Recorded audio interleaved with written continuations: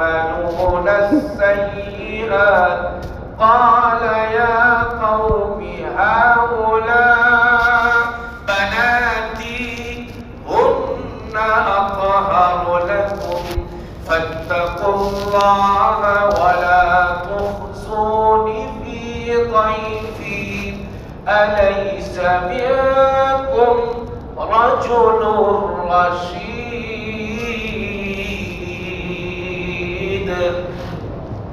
ولما جاءت رسلنا লূত আলাইহিস সালামের কাছে ফেরেশতাদের এক জামাত আসলো।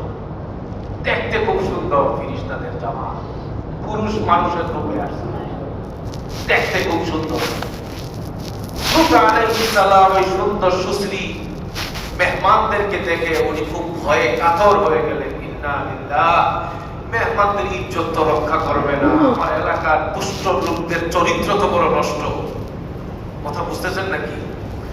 এই মেহমান সুন্দর রূপ এবং দেহের মেহমান, তারা আসলেন লূত আলাইহিস সালামের ঘরে। খবর জেনে এলাকার অন্য দুষ্ট ছেলেরা হুমড়ি খায়া পড়ছে তাদের সাথে খারাপ কাজ করবার জন্য।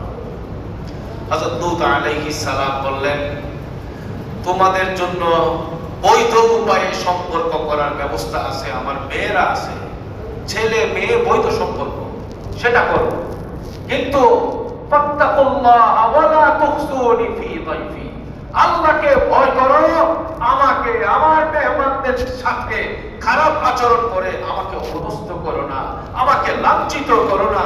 হযরত লূত আলাইহিস সালাম খুব বিনয়ের সাথে এই দুষ্ট চরিত্রের লোকদেরকে বুঝাইলেন।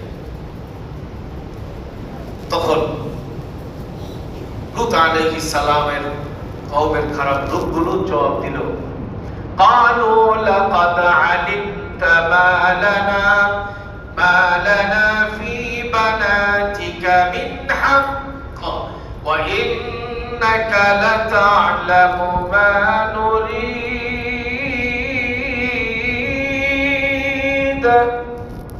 ক্বালু লাকাদ আলিমতা, দুষ্ট চরিত্রের পুরুষগুলো বলল,